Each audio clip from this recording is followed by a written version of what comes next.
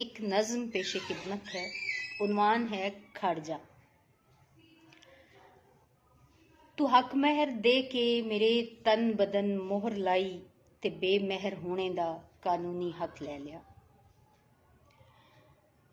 तू हक महर दे के मेरे तन बदन मोहर लाई ते बेमहर होने दा कानूनी हक ले लिया। यार जानी ये मौजां असी माण सकते नहीं कि सानू ते 32 रुपइयां च कुल्फी नहीं लभदी, नंगे पैर कज्जण नू जुत्ती नहीं लभदी।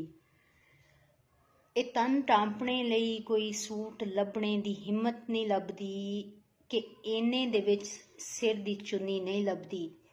जे वैगन च बहने दी हिम्मत जुटाइए ते इन्ने च एक सीट पूरी नहीं लभदी। शरीयत दे नां ते तू 32 रुपइयां च पूरी मेरी जिंदगी लैके बैठा है ते हाले भी खुश